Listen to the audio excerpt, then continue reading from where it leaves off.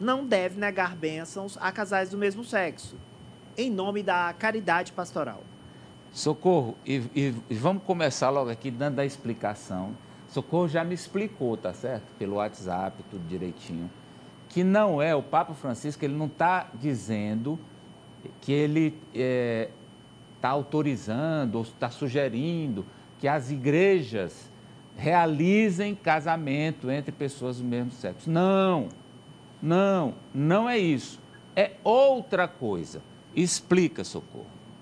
É uma bênção, né, Amadeu? O Papa Francisco, ele sugeriu a possibilidade da Igreja Católica abençoar a união de pessoas do mesmo sexo, mas o Papa diz que seria uma bênção pastoral, uma caridade pastoral, e o Papa também lembrou que é preciso discernimento, é preciso prudência. O Papa também diz que quer uma prudência pastoral nessa bênção da união de pessoas do mesmo sexo. O Papa diz que não se pode negar uma bênção. A Igreja Católica não pode negar uma bênção. O Papa diz que quando alguém pede uma bênção, essa pessoa está pedindo a ajuda de Deus. É uma súplica para poder melhor. Então não se pode negar isso. O Papa disse: não podemos ser juízes que apenas negam, rejeitam, excluem.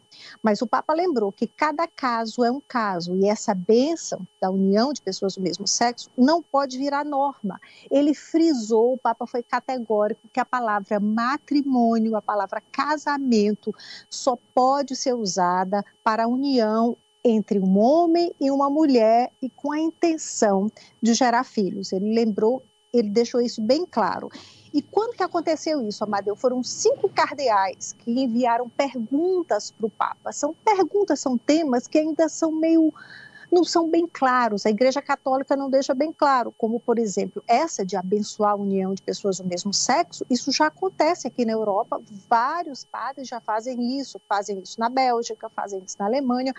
Então, os bispos, 5 bispos de diferentes continentes, enviaram a pergunta para o Papa. Eles enviaram essas perguntas em julho, e ontem o Vaticano divulgou essas respostas.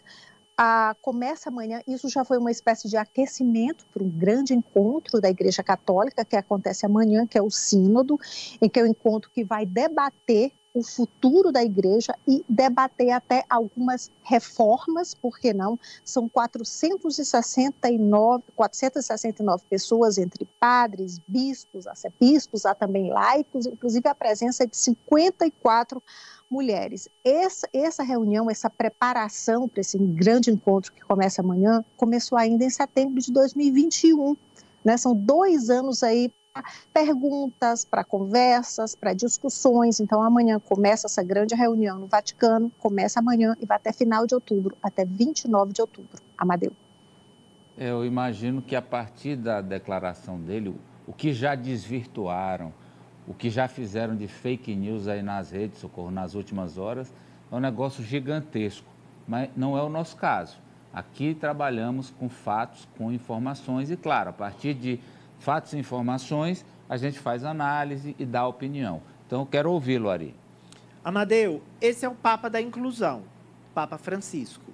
Ele tem incluído. Agora, ele não pode ir contra os dogmas religiosos, então ele não vai fazer esse enfrentamento. Então, essa expressão que ele usou não deixa de ser um malabarismo semântico para dizer o seguinte: a igreja acolhe aqueles que têm uma orientação sexual diversa. E isso torna, na minha opinião, um dos melhores, mais inclusivos, mais solidários e mais humanos papas da história. Porque ao dizer isso, gente, se reflete diretamente contra os discursos de ódio, os discursos homofóbicos e a violência que ainda domina muitos países do mundo, inclusive o nosso, um dos recordistas de ataques, de violência e mortes contra a população LGBTQIA+. Ari, e mais aqui, você está falando em um Papa, né, líder da Igreja Católica, você está falando de líderes religiosos em geral no mundo, e você está falando um chefe de Estado, que ele é também, e você está falando como um homem público mundial, que é o que uma voz mundial, que quando ele fala é ouvida e respeitada, debatida, mas é ouvida amplamente. E você tem razão. Nunca houve tanta... O próprio João Paulo II, que hoje é santo, né? Um papa também muito bom em certos aspectos, mas extremamente conservador nesses aspectos de sexualidade. O Papa reconhecendo aquilo que está nos mandamentos, que está na Bíblia, que todo mundo é igual, que todo mundo tem o direito de professar a sua fé, o Deus, aí já coloco aqui minha opinião, o Deus é o mesmo, né? Pelo menos assim eu vejo. E ele tem essa mensagem de igualdade entre as pessoas, entre os indivíduos. E é pelo menos um caminho para a gente tornar uma sociedade um pouco mais tolerante, né? Quando a gente vê o líder ainda da principal religião no mundo, que é a católica, falar dessa forma. João? Eu acho que, antes de tudo, é a igreja começar a tomar um pouco de realidade, né? Sair de um pensamento quase que medieval para uma realidade que se encontra. A própria igreja passou por mudanças. A igreja no medievo, que é o que baseia o atual tratamento que se dá ao casamento ou à união entre pessoas do mesmo sexo, ela admitiu o casamento dos padres. Depois disso, por questões internas e não muitos ortodoxas, não muitos legítimas, acabou suspendendo o direito dos padres casarem. Não por um dogma, mas por uma questão de patrimônio. A situação era meramente de sucessão hereditária. Então, o que acontece? A igreja passa a ter uma postura mais condizente com a realidade e, antes de tudo, se mostra mais humana. O que é uma amostra que se tem da diferença entre o Papa Francisco e o seu antecessor, né? Que é falar de um humanista e de uma pessoa que não tinha nem noção do que era humanismo. E sobre o andar da história e dos fatos, poucos aqui vão lembrar, que são novinhos. Talvez eu e o Ari. Nem o Ari vai lembrar disso. Em 73, teve um seriado na Rede Globo, que tinha um monopólio da audiência naquela época, chamado Malu Mulher, que era inclusive com a Regina Duarte, hoje uma pessoa muito identificada com a direita mais extremada. E o que era aquele seriado? Contava a história de uma mulher que se desquitava. Aquilo, naquela época, era um escândalo. Uma mulher que se separava do marido. Inclusive, a igreja, naquele momento, nem aceitava que a mulher tivesse um outro relacionamento depois do desquite ou da separação. E hoje isso já é normal. Inclusive, mesmo entre o pessoal mais da direita, o presidente Bolsonaro casou uma, casou duas, casou três. Isso é encarado como normal, o que na época era um escândalo. Quer dizer, a história caminha, França. E a igreja tem que caminhar junto. E, Amadeu, o ser humano, muitas vezes, por conta do seu egoísmo, da individualidade, acaba desvirtuando os ensinamentos de Cristo. E Cristo pregava a tolerância, pregava o amor, não pregava a intolerância, como se vê nos dias atuais. Claro que o Papa Francisco não fala de matrimônio, de aceitar um casamento entre pessoas do mesmo sexo. É apenas uma bênção. Deus abençoa todos, Jesus Cristo abençoa todos. Não tem distinção quanto à raça, à orientação sexual, e é apenas isso que está sendo explanado. Claro que muitas pessoas vão desvirtuar, como já desvirtuam, inclusive, as palavras divinas, mas é preciso estabelecer a verdade e o que o Papa em si disse nesse indicativo, nessa resposta aos párocos de todo mundo. Então ele está certíssimo, Amadeu, e se adapta aos dias atuais. Você quer complementar, Socorro? Eu acho que a igreja tem essa necessidade extrema de se adaptar, de evoluir, de avançar, Amadeu, ou vai continuar perdendo fiéis, né? O Papa Francisco fala e mexeu em um dos grandes um dos temas mais polêmicos da Igreja Católica. E como o Ari frisou no começo, ele falou de um jeitinho assim, manso, leve. Ele não pode falar claramente, porque tem uma ala extremamente conservadora da Igreja Católica que ainda abomina esse assunto. Mas a gente só está falando, o Papa Francisco só fala de amor, e amor é amor, não importa a cor ou como, é amor. Amadeu. Olha, agora a Socorro está trazendo uma notícia boa aí, né? Que encontraram as sandálias do Ari, Socorro.